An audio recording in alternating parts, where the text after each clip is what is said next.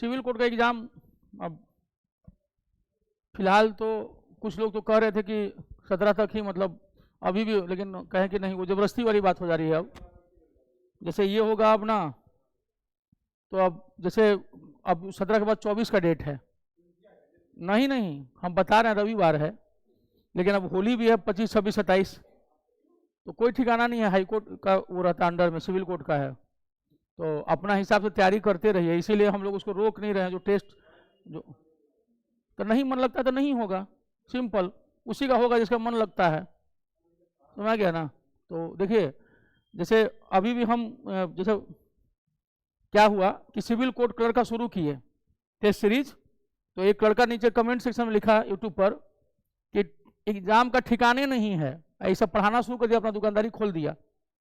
अब आया सिविल उसका डिपॉजिटेड वाला रीडर का, ठीक है, तो उसमें 1 सप्ताह रह गया है, आए हैं पढ़ाने के लिए, तो वो दोनों ही लोग होते हैं। फिर क्या हुआ कि जैसे एक लेटर डाले, तो सॉरी लेटर नहीं, एसे, तो ऑलरेडी एसे था तैयार वीमेन एम्पावरमेंट पे, तो हम सोचे चलो बता देते हैं, कुछ आइडिया मिल जाएगा इन लोगों को, तो कॉपी पेस्ट डाल रहे हैं, कॉपी पेस्ट। तो हम लोग का राज्य जो है वो सबसे पिछड़ा राज्य है ना, क्योंकि ये कुछ गलती का नतीजा जो है इस दुनिया में, है ना, तो हम करते हैं वो पोक, तो जैसे जानबूझ के पोक करना भी अपने आप में एक बीमारी है। आई बस समझ में। जैसे कि अगर होता है ना कि कोई दूसरा कोचिंग वाला वो करता है कि उस पर जाकर के ये कराओ, तो कभी क्या होता है ना कि राह चलते आपका बच्चा मर गया, तो उस समय समझ में आता है ना कि आज ऊपर वाला क्या कर दिया, पोक कर दिया, तो बड़ा भारी पड़ जाता है कभी कभी। तो वैसे पोक करने की आदत से क्या होना चाहिए, लोगों को बचना चाहिए। जैसे कि हम लोग ना कोई चीज में पॉजिटिव देख लेते हैं कि चलो कुछ तो कर रहा है ना, चलो बता ही रहा है ना, अपना मत देखो तुमको नहीं मन है तो हम उस टाइप के टीचर नहीं है कि गाली सुन के भी छोड़े रहेंगे, हम गरिया देंगे तुरंत, ठीक है। तो शिक्षक अपने जगह है हम तो, हाँ हाँ, ये लेकिन ठीक है कि उसमें ऐसे लोग हैं जो मौन रह करके अपना समर्थन जो है वो देते हैं, लेकिन यहाँ के लिए ये बेहद जरूरी है कि यहाँ की भीड़ को सुधारा जाए, ठीक। और देखो अंत में के पाठक फ्रस्ट्रेट होकर चले गए हमको भी हंसी आ रही है बेचारे पे। हाँ, वही कह रहे हैं, चलिए लेवल तो गिर ही गया बिहार के स्कूलों का। चलो, ब्रिटिशकालीन आयोग और समितियां। आयोग जो है उसको अंग्रेजी में कहते हैं कमीशन, और समितियों कहते हैं कमिटी। आयोग जनरली होता है किसी परमानेंट फंक्शन के हिसाब से, रेगुलर फंक्शन के हिसाब से, और जो कमिटीज का गठन किया जाता है जनरली वो होता है जैसे कि कोई टेम्पररी काम हुआ ना तो उसके लिए गठित कर दिया गया, इन जनरल कहा जाता है। लेकिन दोनों का घालमेल हो गया है। कई बार आप आयोग देखें, जैसे मान लो कि हम लोग का कैसे चुनाव आयोग है या वित्त आयोग है ना, कमीशन तो परमानेंट है, और जो, लेकिन अगर हम लोग देखेंगे लोक लेखा समिति तो फिर सब कुछ का जो है घालमेल हो गया है। पहले क्या होता था कि समितियां गठित की जाती थी किसी विशेष काम प्रयोजन के लिए, अब क्या हो गया, उनका भी रूप क्या कर दिया गया, परमानेंट टाइप का दे दिया गया है। तो इसमें नहीं फंसना है कि आयोग और समितियों में क्या डिफरेंस होता है, क्योंकि ना तो ये आपसे मेंस में पूछने जा रहा है और ना ही पीटी में पूछने जा रहा है कि सर हंटर आयोग है कि हंटर समिति है। वो जो भी है, एक शिक्षा से संबंधित था और दूसरा जो है जलियांवाला बाग के समय वाला संबंधित, ठीक है। तो बस उसी में रहना, उस ज्यादा नहीं। इनाम आयोग 1852, इनाम आयोग को डलहौजी ने गठित किया था और यह भूमि संबंधी विवेचना के लिए था। इसका उद्देश्य क्या था, ऑब्जेक्टिव क्या था कि लैंड का जो है ना डिटेल वो पता लगवाना था, ताकि लगान वसूली में जो है हेल्प मिल सके कि कितना क्या है, किसका क्या जमीन का। दुर्भिक्ष आयोग, दुर्भिक्ष का मतलब होता है अकाल।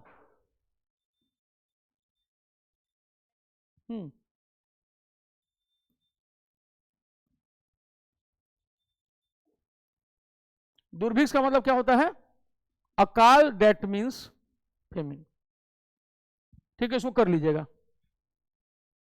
अकाल, दुर्भिक्ष, अकाल आयोग, फेमिन कमीशन। 1880 रिचर्ड एस्टेची और वायसराय जो थे लिटन थे, बदमाशी थे। तो रिचर्ड एस्टेची के समय में 1880 लिटन के समय में रिचर्ड एस्टेची के अंतर्गत एक अकाल आयोग का गठन किया गया था, जिसको हम लोग फेमिन कमीशन बोलते हैं, FAMIN NE फेमिन कमीशन। याद रखना, क्योंकि कई सारे दुर्भिक्ष आयोग गठित किए गए हैं। फेमिन कमीशन मैं द फॉलोइंग देता है, किस साल कौन आया था, तो 1880 में कौन आया था, रिचर्ड स्टेची। क्यों इतना अकाल आयोग गठित किया गया था, क्योंकि अंग्रेजों की नीतियों के कारण भारत में लगातार अकाल पड़ना शुरू हो गया था। कारण क्या था, वो ना स्टेपल फूड उगाने ही नहीं देते थे, चावल गेहूं दाल ये सब उगाने नहीं देते थे, और जबरन कैश क्रॉप्स उगवाते थे। नतीजा क्या हुआ, अकाल पड़ना शुरू हो गया, क्योंकि किसान अपने खाने वाले फसल को तो उगा ही नहीं पाते थे। ठीक है, इस कारण जो है अकाल पड़ना शुरू हो गया था। स्थिति यह हो गई थी कि अंग्रेजों के आने के कुछ ही समय के बाद इतना अकाल पड़ा भारत में कि करोड़ों की संख्या में लोग मरने लगे। इतना ज्यादा कि भूख से तड़पते लोग अपने रिश्तेदारों के ही डेड बॉडी को खाने लगे थे भारत में। ठीक है, बंगाल और बिहार में लोग अपने रिश्तेदारों, अपने माता पिता भाई बहन इन सब के डेड बॉडी को खाना शुरू कर दिए, क्योंकि खाने के लिए कुछ नहीं था। सोचो ये कैसे लोग थे अंग्रेज। और ये क्यों अकाल आयोग गठित करता था, क्योंकि इसको पता था अंग्रेजों को कि अगर हम लोग सिंचाई पर ध्यान नहीं देंगे, अकाल पड़ता रह गया, तो जो भी फसल उग रहा है ना वो भी उगना बंद हो जाएगा, और अंततः नुकसान किसको का, रेवेन्यू का, उन्हीं को। तो इसलिए मत सोचिएगा कि बड़ा खुश होकर के आपके लिए अकाल आयोग का गठन कर रहे थे। ये गठन ही कर रहे थे अपने फायदे के लिए। दुनिया का कोई भी काम अपने फायदे के लिए करते थे। हंटर आयोग, ठीक है, हंटर आयोग 1882 रिपन था, विलियम हंटर को लाया गया, शिक्षा का विकास। रिपन सबसे अच्छे वायसराय में से एक थे, सबसे अच्छे वायसराय में से एक नहीं थे, सबसे अच्छे ही वायसराय थे, क्योंकि इनके अलावा कोई अच्छा नहीं था। हंटर आयोग आया, शिक्षा से संबंधित था। ठीक है, WW हंटर आयोग शिक्षा से 1882। बाद में एक हंटर समिति का गठन होगा जलियांवाला बाग हत्याकांड के टाइम में, तो अभी इसको याद रखना, हंटर कमीशन। एचिंसन आयोग 1886, चार्ल्स एचिंसन डफरिंग के समय में, इसका काम था कि कैसे जो है सिविल सर्विसेज में भारतीयों की संख्या को बढ़ाया जाए। इफेक्ट था कांग्रेस 1885। अगले ही साल हुआ था कौन सा आयोग, एचिंसन आयोग, भारतीयों की संख्या बढ़ाना सिविल सर्विसेज में। समझ में आ गया, कांग्रेस का असर दिखना शुरू हुआ था एचिंसन आयोग। इसी से याद रखना, कांग्रेस के तुरंत बाद। ठीक है, तो इससे क्या रहेगा, हम लोगों को ना कॉन्सेप्ट पढ़ने की आदत हो जाएगी कि कांग्रेस का असर क्या दिखा उदारवादियों का, पहले ही साल में दिख गया। एचिंसन आयोग आया किस लिए, कि नागरिक सेवा में भारतीयों की संख्या में वृद्धि की जाए। अफीम आयोग, opium commission, opium OPIUM, opium 1893 Lansdowne के टाइम में अफीम सेवन को रोकने हेतु, चलो ये तो फिर भी ठीक था, अफीम सेवन को रोकने के लिए, ताकि लोग जो है अफीम का सेवन न करें, ओपियम का। भारतीय इतने परेशान हो गए थे कि दुखी होकर के वो इस सब सेवन शुरू कर दिए थे, कुछ दिखता नहीं था उनको। तो हमारी मूर्खता भी थी, हम लोग ना स्वभावगत मूर्ख होते हैं, और यही कारण है कि हम लोग गुलाम हुए। ठीक, और अभी भी हमको नहीं लगता है ना कि बहुत सुधार है।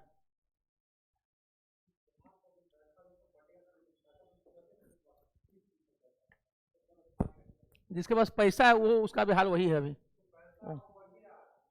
छठा, हर्सेल समिति, हर्सेल समिति 1893 लैंसडाउन के टाइम में टकसाल से सुझाव। टकसाल क्या होता है, मिंट, जहां सिक्का छपता है। ठीक है, नॉट वेरी इंपॉर्टेंट, हर्सेल उतना इंपॉर्टेंट नहीं है, बस ध्यान रखना कि मिंट, टकसाल को अंग्रेजी में क्या कहते हैं, मिंट, जहां क्या ये होता है, जहां सिक्का ये होता है, सिक्का बनता है, जहां सिक्का ढल जाता है ना, जहां सिक्का को ढालते हैं उसको टकसाल कहते हैं। अंग्रेजी में उसी को मिंट कहा जाता है, MINT, मिंट, हर्सेल। फिर से देखो दुर्भिक्ष आयोग आ गया। पिछला वाला कब था, 1880 था ना, दोबारा कब आया, आ गया। इस बार क्या नाम है, जेम्स लॉयल। ठीक, एल्गन, ठीक है, एल्गन के टाइम में एल्गन सेकंड। प्रथम दुर्भिक्ष आयोग की रिपोर्ट पर 18 साल बाद विचार कर रहा था ये। स्टेची आयोग की रिपोर्ट पर कौन विचार कर रहा था, लॉयल आयोग। स्टेची के बाद बढ़िया रिचर्ड स्टेची 1800 उस समय 80 में 18 साल के बाद कौन आया? Loyal, James loyal. ये दोनों याद रखना है, स्टेची भी और लॉयल भी। फिर देखो तीसरा आ गया, फिर से वही 1901 एंथनी मैकडोनाल्ड कर्जन के टाइम में द्वितीय दुर्भिक्ष आयोग की रिपोर्ट पर सुझाव, ये आ गया। अब आ गया ये 1901, देखते जाइए 1 2 3 1880 1898 और 1901।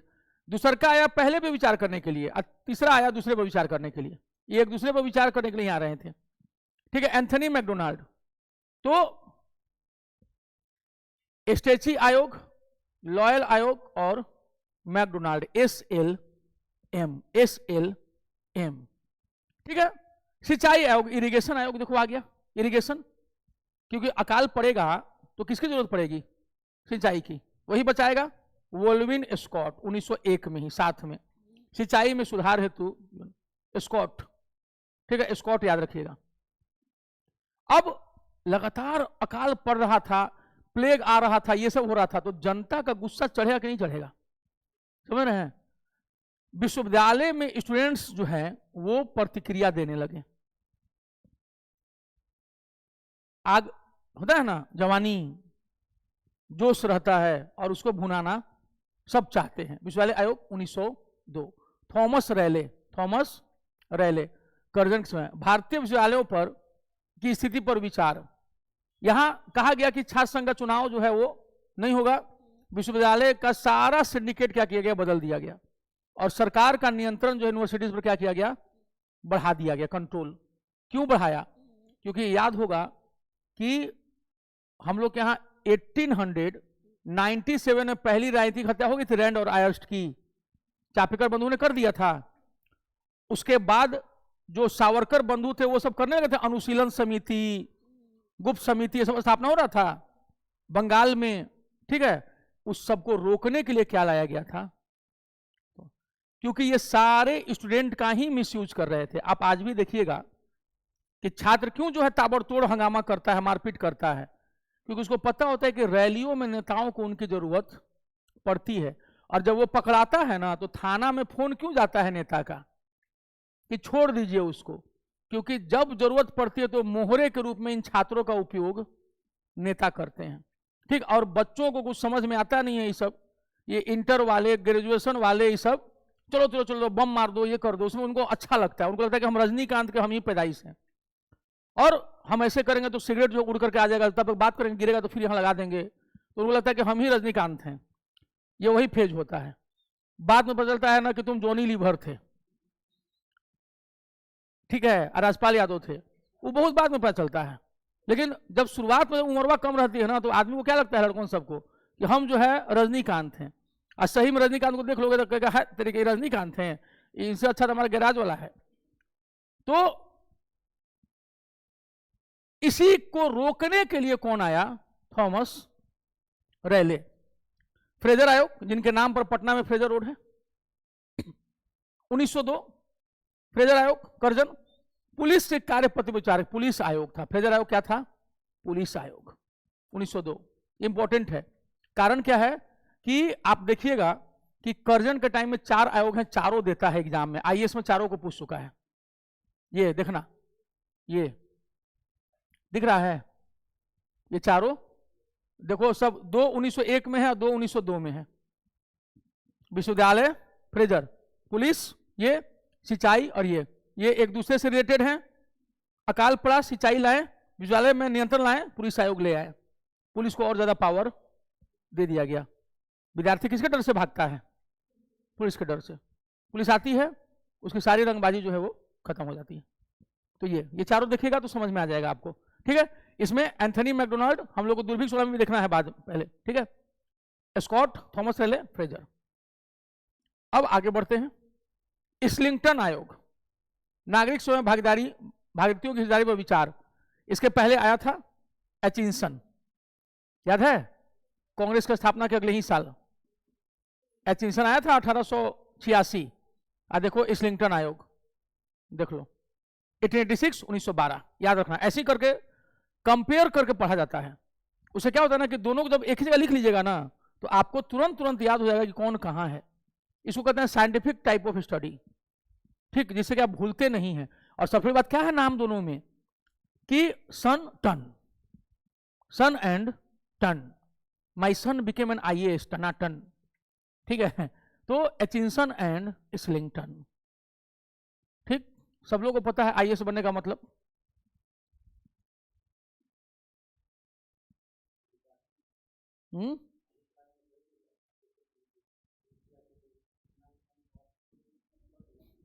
तो वो जो अक्सर हमसे लोग पूछते हैं कि सर मतलब किस क्लास से पढ़ा जाए, ठीक है, तो जैसा आपका लेवल है उस हिसाब से पढ़ लीजिए। अगर लगे कि नहीं सर वो भी नहीं समझ में आ रहा है तो प्लीज आप घर जाइए, ठीक है। किस लिए आप माँ बाप का कीमती पैसा बर्बाद कर रहे हैं। और हम देखते हैं कि यूट्यूब पर ना बहुत सारे ना ऐसे बेवकूफ टाइप का सवाल पूछते रहेंगे, सर ये एग्जाम कब होगा, सर वो एग्जाम कब होगा। अरे यार, जो संस्था है वो तो खुद डाल ही नहीं रही है कि एग्जाम कब होगा, हम तुमको क्या बता दे। और जबरन आपसे ना बोल के निकलवाएंगे पहले सब, और जब बोल दीजिए कि इस समय संभावना है, सर आप तो बोले थे सर उस समय होगा, और नहीं बोलो तो काहे के लिए आ जाते, काहे के लिए आप लोग हैं जब पता नहीं रहता आप लोग को। तो आप लोग में हम लोग में अंतर क्या है। अरे बुद्धि के बेलहारी, कब ये सब सुधरेंगे हमको समझ में नहीं आता है। ये सब गंभीर होकर पढ़ने में तो है ही नहीं, इनके माँ बाप ही गंभीर नहीं रहेंगे तो ये सब कहां से गंभीर रहेंगे। मैक्लेगन समिति 1914, मैक्लेगन हार्डिंग्स, हार्डिंग याद है, हार्डिंग पार्क, ठीक है। सरकारी वित्तीय व्यवस्था समझ नहीं आता है, ये इतना इंपॉर्टेंट नहीं है। कलकत्ता विश्वविद्यालय आयोग, फिर से आया Sadler. Patna university, Chelmsford, Calcutta विश्वविद्यालय में 200 की जांच, लेकिन इसका सबसे बड़ा कारण क्या हुआ, अपना पटना यूनिवर्सिटी भी इसी से बना। पटना यूनिवर्सिटी, हैदराबाद का उस्मानिया यूनिवर्सिटी, ठीक है, हैदराबाद का उस्मानिया यूनिवर्सिटी, AMU, सब पटना यूनिवर्सिटी, हैदराबाद का उस्मानिया यूनिवर्सिटी जो हैदराबाद का निजाम उस्मान के नाम पर था, उसके बाद अलीगढ़ मुस्लिम यूनिवर्सिटी 1920, अलीगढ़ मुस्लिम यूनिवर्सिटी, ये सारे जो हैं इसी पर। ढाका यूनिवर्सिटी, ढाका यूनिवर्सिटी, सारे यूनिवर्सिटी किसके आधार पर खुले, सैडलर कमीशन, सैडलर 1917 में। 1917 में पटना, 1920 में AMU, इसका बेसी था उस्मानिया यूनिवर्सिटी हैदराबाद का, AMU अलीगढ़ मुस्लिम यूनिवर्सिटी, सब सैडलर आयोग पे, सब। विश्वविद्यालय, विश्वविद्यालय बीवी नहीं, वीवी, ठीक है, विश्वविद्यालय वी। भारतीय छटनी समिति, छटनी, लॉर्ड इंचकैम्प, रीडिंग के टाइम 1923 में। रीडिंग जो थे भारत के एकमात्र यहूदी गवर्नर जनरल या वाइसराय थे, यहूदी, ज्यू, ये यहूदी थे, नहीं तो बाकी सब क्रिश्चियंस थे। ही वाज अ ज्यू, यहूदी। रीडिंग भारत के एकमात्र वाइसराय थे जो यहूदी थे, या ज्यू, जिनको अंग्रेजी में ज्यू, इजराइल वाले सब, ठीक है। यहूदी जो अब्राहमिक रिलीजन में 3 होते हैं, शुरुआत में ज्यू ही थे, उन्हीं से फिर ईसाई हुए और फिर बाद में ज्यू से ही जो है इस्लाम का उदय हुआ। भारतीय छटनी समिति, लॉर्ड इंचकैम्प, रीडिंग के टाइम में। हाँ, ये याद रखना है, ली आयोग।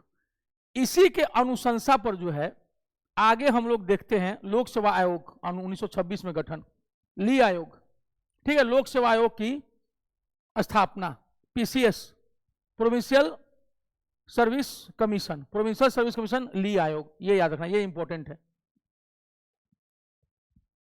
ली आयोग रीडिंग के टाइम में।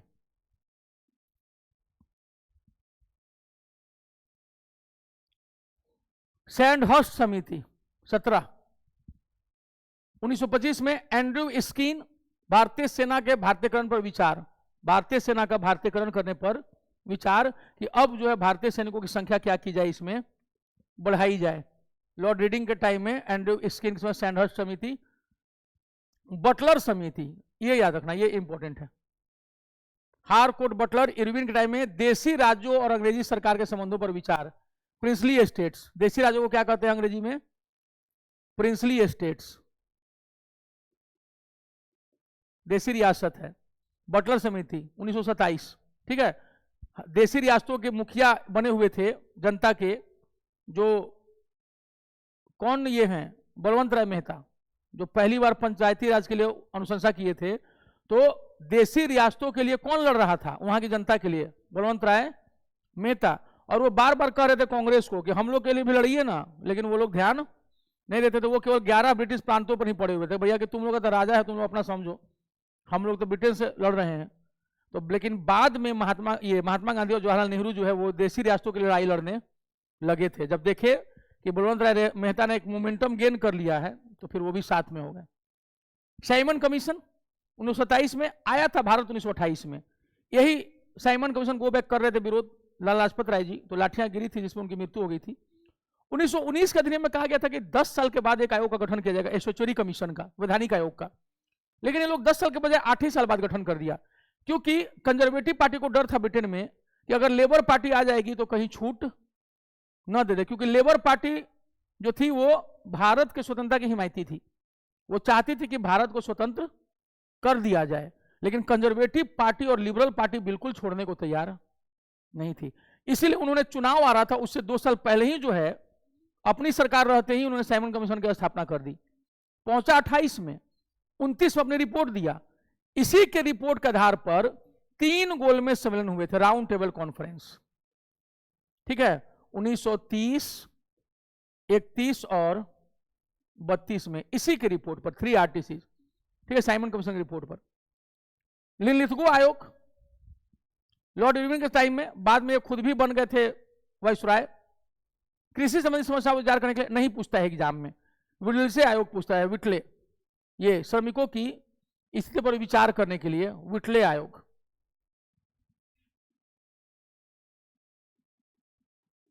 विटले कमीशन, विटले, WHITLEY, विटले।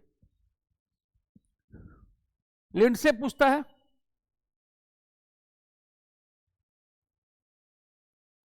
लिंडसे, ठीक है, भारत में मिशनरी शिक्षा के विकास हेतु, शिक्षा का विकास, लिंडसे।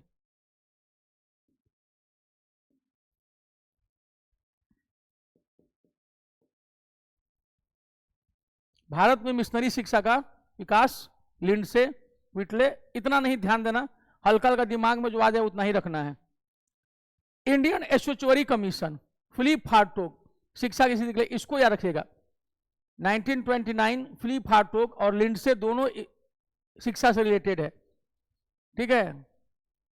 सप्रू समिति, तेज बहादुर सप्रू, जो मौलाना मोहम्मद इकबाल के भाई लगते थे रिश्ते में, बेरोजगारी की समस्या की समीक्षा है तो सप्रू समिति 1934, ठीक है, 1934, बेरोजगारी की समस्या। अभी तक पूछा नहीं है एग्जाम में, लेकिन पूछ सकता है। हाँ, अकाल पड़ा था, तो बिहार में अकाल पड़ा था, भूकंप आया था, ये सब हुआ था उस साल। भारतीय परिसीमन आयोग, परिसीमन डिलिमिटेशन, डिलिमिटेशन, जिसमें चुनाव के टाइम में जो है सीमा निर्धारित किया जाता है, डिलिमिटेशन, इसमें लिमिट शब्द है। डिलिमिटेशन, लॉरी हेमंड, विलिंगटन के टाइम में निर्वाचन क्षेत्रों की अवस्था के लिए कौन से क्षेत्र में कितना, मतलब किस प्रांत में कितनी सीटें होंगी। भारतीय परिसीमन लॉरी हेमंड के ये में 1935, लॉरी हेमंड, मत याद रखिएगा, ये सब हल्का हल्का जो दिमाग में आ रहा है ना उसी को याद रखना। जैसे हंटर कमीशन हुआ, ये सभी हल्का हल्का उन्हीं सबको ध्यान में रखो। वही कह रहे हैं, अब धीरे धीरे बहुत चीज चेंज करने लगा है, कभी कभी पूछ भी सकता है। तो जैसे ना हम ये कहते हैं ना कि हमेशा मछली पकड़ने के लिए जाल वहां फैलाइए ना जहां मछलियां ज्यादा आती हैं, उन पोर्शन पर ज्यादा ध्यान देना चाहिए। इन सबको ना रीडिंग मार जरूर लीजिए, 2-3 रीडिंग मार लीजिए, ताकि अगर ऑप्शन आए ना तो कहीं माइंड में रहे, दिमाग में रहे कि हाँ हमको ये करना। इसको ना पागल की तरह रट्टा मत मारना, रट्टा वही मारना जैसे बहुत सारी चीजों को कॉन्सेप्ट से समझिएगा, और उतना ही पढ़ो जितना ह्यूमन माइंड आपको अलाउ करे।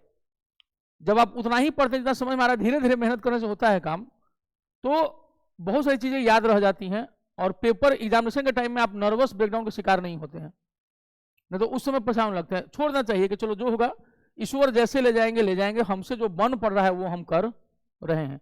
अब हो ही नहीं रहा है तो उसके लिए कोई फांसी दे देगा? कम से कम चोरी तो नहीं ना आप कर रहे हैं, किसी को परेशान तो नहीं कर रहे हैं ना, पढ़ रहे हैं, होगा होगा नहीं होगा नहीं होगा, हम देखेंगे मेरी जिंदगी किस रास्ते जाएगी। तो इसके लिए लाइफ को ना बहुत ज्यादा ना टफ नहीं बना लेना है, इतना भी हल्का नहीं लेना है कि कोई भी हाँक ले जाए, और इतना भी टफ नहीं बना लेना है कि हमारी जिंदगी हम पर भारी पड़ जाए। ठीक है, हमारी अपनी जिंदगी है, हम अपने हिसाब से जिएंगे, हम किसी से पूछ करके तैयारी नहीं कर रहे हैं। मेरा मन है, मेरे बाबूजी मेरे माँ पापा मेरा खर्चा को उठा रहे हैं, तो उनको उससे, ठीक है, तो इसलिए फ्रस्ट्रेट नहीं होया कीजिए। जो होगा आपके भी पेरेंट्स समझ रहे हैं, उनको भी लगता है कि चलो अच्छा होगा। दबाव बहुत नहीं लेना चाहिए, दूसरों से तुलना नहीं करनी चाहिए अपनी, ठीक है, एकदम नहीं, अपना जो काम है उसको कीजिए। राष्ट्रीय योजना समिति 1938, ठीक है, यह योजना कार्यक्रम बन गया था 1931 में ही, लेकिन राष्ट्रीय योजना समिति जो 1938 में जवाहरलाल नेहरू के नेतृत्व में और आर्थिक योजना पर यह पूछता है। ठीक है, कांग्रेस के अध्यक्ष थे सुभाष चंद्र बोस, लेकिन इस समिति का अध्यक्ष किसको बनाया गया था? ये कांग्रेस का हरिपुरा अधिवेशन में 1938 सुभाष चंद्र बोस जो थे वो अध्यक्ष थे, और तभी राष्ट्रीय योजना समिति का गठन किया गया था हरिपुरा। फैजपुर के बाद क्या हुआ था? हरिपुरा, जिसमें पहली बार सुभाष चंद्र बोस कांग्रेस अध्यक्ष बने थे, और इसके बाद त्रिपुरी में तो चुनाव ही हो गया था पहली बार। क्रिप्स आयोग 1942 में आया, स्टैफोर्ड क्रिप्स, भारत के राजनीतिक गतिरोध को दूर करने के लिए असफल हो गया था। Cabinet mission 1946, sir Pethick Lawrence इसके अध्यक्ष थे, स्टैफोर्ड क्रिप्स और एबी अलेक्जेंडर इसके सदस्य थे। वेबल के टाइम में भारतीयों को सत्ता हस्तांतरित करने पर विचार हेतु, अब देखो चौथा दुर्भिक्ष आ गया। 3 दुर्भिक्ष था ना उस समय, 1880 वाला, ठीक है, फिर 1898 और 1901, ठीक, क्या बताए थे? SLM है ना, स्टेची, लॉयल, ठीक है, और मैकडोनाल्ड, यही है ना, ठीक, कैसे याद रह जाता है कि बस सोचे SLM आ गया, और आ गया 1880, ठीक, 1898, 1901, 3 तो ऐसे ही आ गया। चौथा आ गया फिर से आपका अकाल आयोग 1943, ठीक है, सर वुड बंगाल का काल के कारणों पर विचार हो, तो मैंने काहे के लिए कारण खोजने आते थे, हमको आज तक नहीं सुना। अबे तुमको कारण नहीं पता था? गधे को भी कारण पता था कि क्यों अकाल पड़ रहा है, और ये दिखाते थे कि हम आपके लिए पूरी व्यवस्था कर रहे हैं, कि अकाल आखिर पड़ क्यों रहा है, ठीक है। तुम उगने दे नहीं रहे हो, खाने के लिए लोगों के पास है नहीं कुछ, तो मरेंगे नहीं तो क्या करेंगे, ठीक है, अकाल क्यों पड़ रहा है, इतना परेशान करोगे। किसान को पता है कि हम इतनी मेहनत करेंगे तो हमको मिलना जुलना कुछ है नहीं, तो खेती काय करे, छोड़ दो, तो अपने आप अकाल पड़ जाता था। तो ये परेशान किसान अपने हिसाब से भी जो हो सक रहा था कर ही रहे थे, कि ना हम नहीं खेबो तो तू ही नहीं खेबो, जो दोनों ना खाइल जाई, गलतुन हलतुन हो जाता। सार्जेंट आयोग 1944, जॉन सार्जेंट वेबल, शिक्षा के विकास हेतु, ये पूछता है एग्जाम में सार्जेंट। 1944, ठीक है, ये आ गया सर वुड,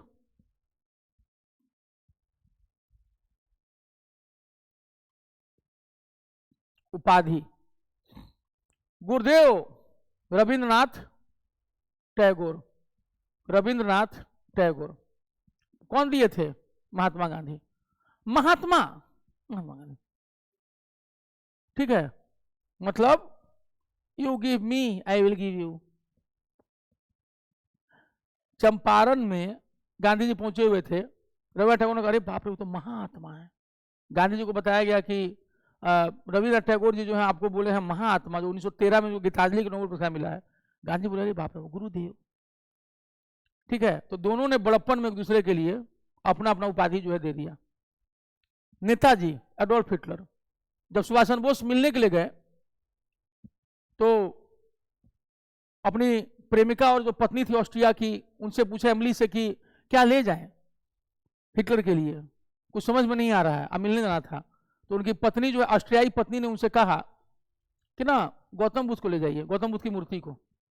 तो ये गौतम बुद्ध की मूर्ति खरीदे लोग ऑस्ट्रिया में, और लेकर के ये जर्मनी पहुंचे। वहां से तो बहुत देर इंतजार करने के बाद कोई एक शख्स आया, देखे तो थे नहीं, तो फिर बहुत देर के बाद इनका पूरा चेकिंग अच्छे से हुआ था, सुभाष चंद्र बोस का क्या था वो सब खोल खाल के सब चेक किए थे, पूरा ये वो लाया गया। तो 2-3 बार कुछ लोग आए गए, ये हुआ वो हुआ, लास्ट में एक शख्स आया, सुभाष चंद्र बोस को कुछ नहीं तो इशारा किया कि मतलब उठ जाइए, तो अपना तो वो कहे नेताजी, उन हिटलर ने पूछा था कि लीडर को हिंदी में क्या कहते हैं, तो वहां उसके दुभाषी ने बताया था कि नेताजी बोलते हैं। इसीलिए सुभाष चंद्र बोस को हिटलर ने क्या कहा? नेताजी। मैंने लीडर फ्रॉम इंडिया, नेताजी। आई बात समझ में? इसीलिए सुभाष चंद्र बोस का नाम क्या पड़ गया? नेताजी। और जब मिले तो ये अपना गौतम बुद्ध की मूर्ति दी है, तो वो खोले ऐसे, हिटलर पूछे who is he, who is this? तो गौतम जो हमारे सुभाष चंद्र बोस थे वो बोले महात्मा बुद्ध। महात्मा गांधी क्या? नो, महात्मा बुद्ध। ठीक है, वो समझे कि महात्मा लगा ना जो, तो महात्मा से लगा महात्मा गांधी। तो हिटलर को भी पता था हु इज महात्मा गांधी। ठीक है, तो बोले कि नो, महात्मा बुद्ध। तो जब बोले कि महात्मा बुद्ध, तो वो जब बताया गया कि जो नॉन वायलेंस और ये के लिए, हिटलर मैंने कि तू ये हमको क्या दे रहा है, वे क्या समझाना चाहता है, क्या सिखाना चाहता है? समझ आया कि मतलब तुम हमको क्या संदेश देना चाहता है? लेकिन ना हिटलर ने पूछा, लेकिन नेताजी सुभाष चंद्र बोस अपने में जीवनी में बताते हैं, मैंने उनकी जो बेटी हैं जो लिखी हैं, उनकी और एमिली की जो बेटी, लिखा है कि मम्मी बता रही थी कि पापा थोड़ा सा अंदर से सशंकित थे कि कहीं हिटलर को गुस्सा ना आ जाए कि तू टोंट कस रहा है हम पर। मतलब गौतम बुद्ध की मूर्ति किसको दे रहे हो? हिटलर को। हमको समझा रहा है तू पीस और नॉन वायलेंस। तो लेकिन हिटलर चुपचाप उसको ले लिया, बोला कुछ नहीं। ठीक है, और उसके बाद कहा कि यहां से जाइए, मतलब इसलिए फिर वहां से वो जापान गए थे। मैं अभी हम कोई उस टाइप का आपको ये मिलने के बाद फिर वो गए थे वहां, तो हो सकता है कहीं वो मूर्ति भारी पड़ गई हो या कुछ वैसा रहा हो जो हम लोग एग्जैक्ट अभी जानते नहीं हैं। तो उनकी तमाम चीजों को सुभाष चंद्र बोस जी की बेटी ने जो है वो अपने आत्मकथा में लिखा ये सब, कि पापा जो जो मम्मी से बताए और फिर मम्मी से हमको बताई, तो जो जो चल रहा होगा वो सब बताई उस समय। ऑस्ट्रियाई थे, हाँ, वहां जाकर के टाइपिंग, वो जैसे वहां पर किसी काम से गए थे ऑस्ट्रिया में, तो वहां जो है इनको टाइपिंग करने के टाइपिस्ट की जरूरत थी, तो टाइपिस्ट करने की एक लड़की आती थी इनका। ठीक है, तो टाइप हो गया। तो नेताजी सुभाष चंद्र बोस, सरदार वल्लभ भाई पटेल, बारदोली की महिलाओं ने इनको सरदार की उपाधि दी थी। ठीक है, सरदार की उपाधि दी थी। ठीक है, उसके बाद देश रत्न अजात शत्रु डॉक्टर राजेंद्र प्रसाद। अजात शत्रु का शाब्दिक अर्थ होता है जिसका शत्रु जन्मा ही ना हो, जिसका शत्रु जन्मा ही ना हो। डॉक्टर राजेंद्र प्रसाद आ रहे थे एक बार, यहां से गंगा नदी पार कर रहे थे और अपने गांव जा रहे थे जीरादेई सिवान। तो सिगरेट का छल्ला कोई जो है उड़ा रहा था धुआं, तो उन्होंने कहा कि भाई साहब हमको सिगरेट से दिक्कत होती है, इसको प्लीज बुझा लीजिए। तो बोला कि हम अपना पी रहे हैं, तुमको उससे। कहा कि ठीक है आप पीजिए, लेकिन आपका धुआं अगर मेरे नाक में आया तो फिर सोच लीजिएगा। अजात शत्रु समझ रहा है कि फिर समझ लीजिएगा कि आप एक काम कीजिए, अपने धुएं को अपने अंदर समेट लीजिए। ये कौन बोले थे? डॉक्टर राजेंद्र प्रसाद। दिल्ली से ट्रेन आ रही थी, एक शख्स आ रहे थे कंबल ओढ़े हुए जनरल डब्बे में। आरा के पास कुछ छात्र चढ़ गए और लगे बदमाशी करना, चलो छट स्लीपर हट उठ, और उठा दिए और सब अपने बैठ गए और उसके बाद बदमाशी भी करने लगे। कुछ नहीं शख्स ने कहा। टीटी आया, सारे छात्र विदाउट टिकट पकड़े गए, फाइन। वो फाइन उस कंबल ओढ़े शख्स ने जमा किया। कहा रुक जाओ, इसको जेल मत भेजिए, सबका करियर बर्बाद हो जाएगा, लीजिए इसका। और जब पटना रेलवे स्टेशन उतरे तो सैकड़ों लोग मौजूद थे पटना रेलवे स्टेशन पर डॉक्टर राजेंद्र प्रसाद की अगवानी के लिए। जो 4-5 जो लड़के थे,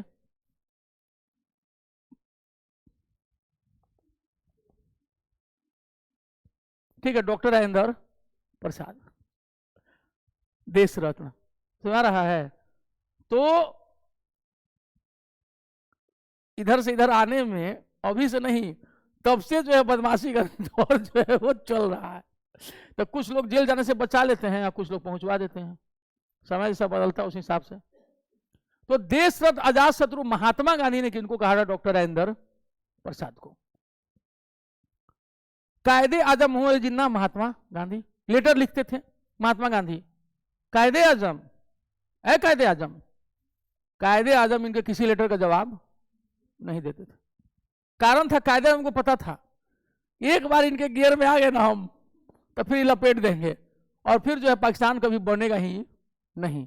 क्योंकि देखे थे मौलाना अबुल कलाम आजाद को और खान अब्दुल गफार खान को, ये कैसे गियर में बाबा रखते हैं उस सबको। ठीक है, आज सरदार वल्लभ भाई पटेल को और डॉक्टर राजेंद्र प्रसाद को, ये सब। इसीलिए जिन्ना इनके लेटर का जवाब भी नहीं देते थे, जबकि वो लेटर की शुरुआत ही करते थे कायदे आजम से।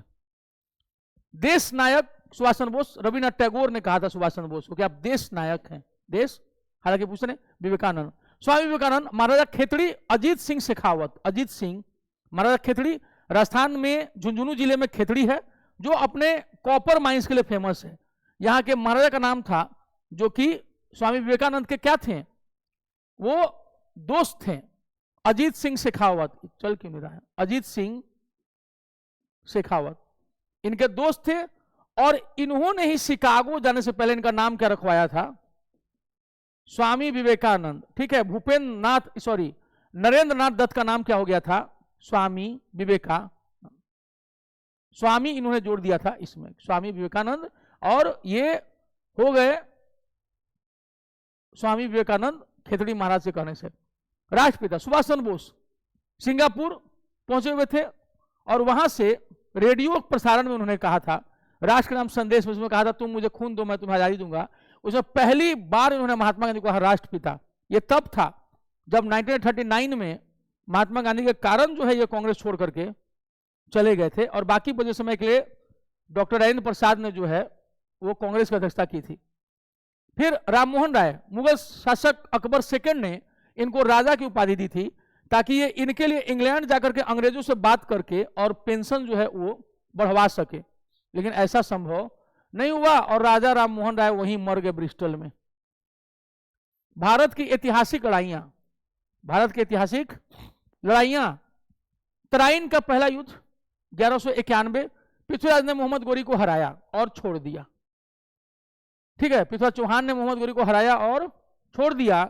नतीजा अगले में आया, वो सारी कमियां इसने परख ली थी मोहम्मद गोरी ने, और अगले में हरियाणा के एक शहर सिरसा में जो है बाबा राम रहीम सिंह ईसा वाले, उस शहर में जो है घेर करके जो है छोटे उम्र के बालक पृथ्वीराज चौहान को मार डाला।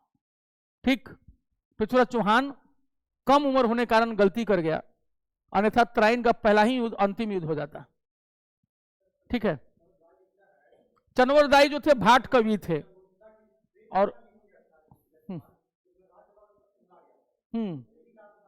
ये भी एक कारण था कि जैसे हुआ क्या कि संयुक्ता को ये ले पूरे बनारस से, और उस समय उनके पिता जयचंद जो थे उनको हो गया गुस्सा। ठीक है, तो उसके बावजूद जो है 155 राजपूत राजा पृथ्वीराज चौहान की मदद के लिए पहुंच गए थे। समझ रहा है, हार का कारण कहीं और था। हार का कारण जो था वो था कि टेक्निकल जो गलतियां थी, ठीक, कि जो राजपूत थे वो यूज करते थे हाथी, तुर्क यूज करते थे घोड़ा, राजपूत यूज करते थे तलवार और भाला। एक बार हाथ से गया तो आप क्या हो गए, निहत थे। ये क्या किया, अगले युद्ध के लिए 10,000 तुर्क तीरंदाजों को ले आया। तराइन के पहले युद्ध में हारा। स्टडी क्या किया कि राजपूत जो हैं वो हाथी पर सवार रहते हैं और सुबह और शाम का खूब पालन करते हैं। सुबह में सूरज उगने के बाद और शाम में सूरज ढलने से पहले ही युद्ध करेंगे, और युद्ध में वीरता करते थे, जैसे कि लड़ रहे हैं और उसका तलवार गिर गया, हा ले दूसरा, आओ फिर, अब फिर लड़ो। इनको चाहिए था मोहम्मद गोरी को रिजल्ट। ठीक, इसलिए इन लोगों ने क्या किया कि अगले युद्ध में ये 10,000 तुर्की तीरंदाजों को लाया। तुर्की तीरंदाज जहर बुझा तीर यूज करते थे और मारते थे सट, एक तीर लगा राजपूत को, सारा तलवार उनका वहीं गिर गया, और फिर दूसरा तीर निकाल लेता था, क्योंकि उसे तीर हमेशा रहता था, और आपके पास तलवार गया तो आप खत्म, निहत्थे हो गए। दूसरा, इसने पहले युद्ध में पकड़ लिया कि राजपूत गायों पर वार नहीं करते हैं, गाय गौ माता, इसलिए इसके शुरू के हजारों गाय लेकर के आया और उनके सिंगों पर जहर लपेट दिया और सबको खदेड़ दिया। राजपूत सेना की ओर गाय चल पड़ी, वो अपना तलवार हटाते गए और वो सिंग लगता गया, मारते चले गए। ठीक है, तो हार का कारण टेक्निकल ज्यादा था। वीरता की कमी रहती तो पहले में पलट दिए होते सब। ठीक है, तो वीरता की कमी नहीं थी, दिक्कत थी तकनीक की। हाँ, जैसे चंदवर दाई तो ये भी लिखे हैं कि मत चुको चौहान इतने पर यह बांस है अंगुल गति करो, ये सब कुछ नहीं हुआ था। वो सब भाट कवि थे, वो ऐसे लिखते थे। असल में पृथ्वीराज चौहान को जो है यही कर गया था। हाँ, डेड बॉडी को ले गया था और वहां जाकर के वो जो है अफगानिस्तान में अपना गाड़ दिया था, जहां से शेर सिंह राणा जो है वो हड्डियों को लेकर के यहां आकर के और जाके गंगा जल में प्रवाहित कर दिया। ठीक, तो तराइन का द्वितीय युद्ध 1192 में इनका खेल खत्म हुआ। चंदवर का युद्ध, ठीक है, चंदावर का, चंदवार नहीं चंदावर है ये, इसको चंदावर कर लीजिए, बनारस के पास। ठीक है, चंदावर का 1194 में मोहम्मद गोरी ने अब जयचंद को हराया। 2 साल में ही जयचंद को समझ में आया कि गलती हो गई है। ठीक है, पानीपत की पहली लड़ाई 1526 में बाबर ने इब्राहिम लोदी को हराया और पानीपत में ही जो इब्राहिम लोदी की कब्र बना डाली। पहला सुल्तान था और अंतिम सुल्तान जो युद्ध भूमि में ही मारा गया। खानवा का युद्ध, राणा सांगा को हराया, राणा सांगा को हराया। खानवा के युद्ध में 84 घाव थे राणा सांगा के शरीर पर। दायां हाथ कटा हुआ था, हाथी नहीं था, सिर्फ एक हाथ था बाएं हाथ से, और तब लड़ा राणा सांगा। ठीक है, मूर्छित हो गया युद्ध भूमि में लड़ते लड़ते, घाव से इतना खून बह रहा था, गिर पड़ा। इसके रिश्तेदार, इसको दोस्त यार जो थे वो ले भागे ये से, और जब इसको होश आया तो बोला बिना बाबर को मारे छोड़ेंगे नहीं। ठीक है, बिना बाबर को मारे नहीं छोड़ेंगे। और लोगों ने कहा कि पहले अपना शरीर पर ध्यान दिए, तो शरीर उन्हें नहीं, पहले उसको मारना है हमको हर हाल में किसी भी कीमत पर। ठीक है, इसके रिश्तेदारों ने ही क्या किया, खाने में जहर मिला के दे दिया। ये जब तक जिंदा रहेगा ये बकर बकर करता रहेगा। और इस तरह राणा सांगा की मृत्यु इस युद्ध में हारने के 9 महीने के बाद हो गई। ठीक है, क्योंकि वो फिर से सेना तैयार करने के लिए बोल रहा था कि फिर मारा जाए, उसको छोड़ना नहीं है।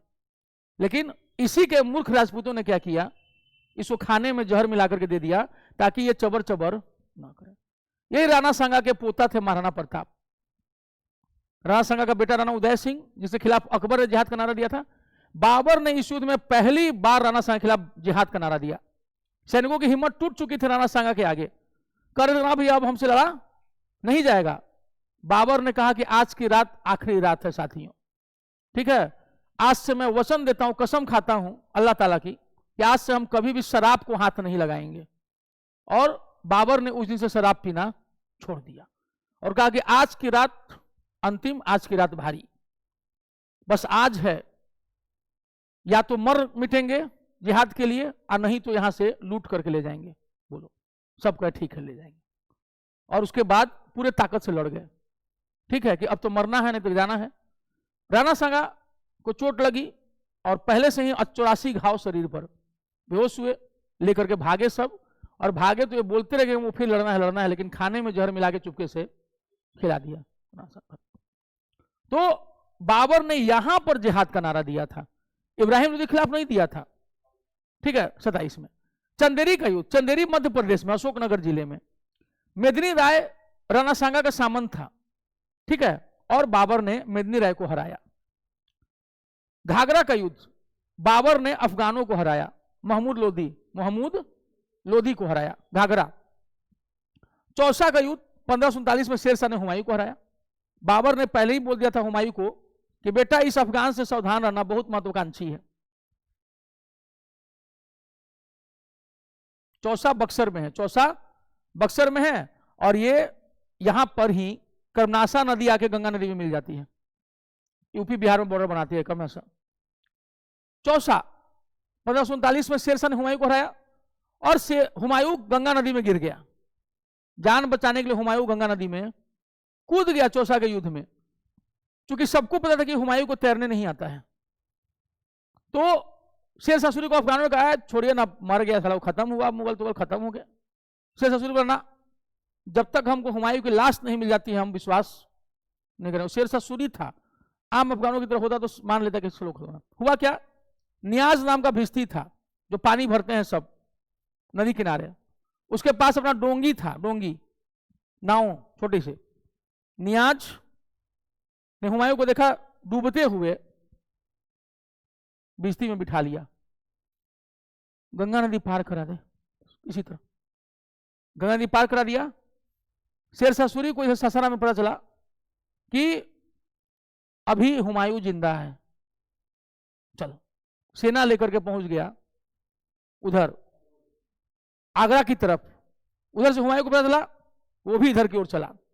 कन्नौज में दोनों सेनाएं भिड़ी, वहां बिलग्राम नामक गांव है कन्नौज के पास, वहीं पर लड़ाई हुई। तो कन्नौज के युद्ध को हम लोग बिलग्राम के युद्ध के नाम से भी जानते हैं, ठीक है, इसको हम लोग बिलग्राम का युद्ध भी कहते हैं। बिलग्राम कन्नौज के पास ही है। कन्नौज इत्र के लिए फेमस है, इत्र के लिए, ठीक है, गंगा नदी किनारे है कन्नौज, कानपुर से कट करके कन्नौज बना है।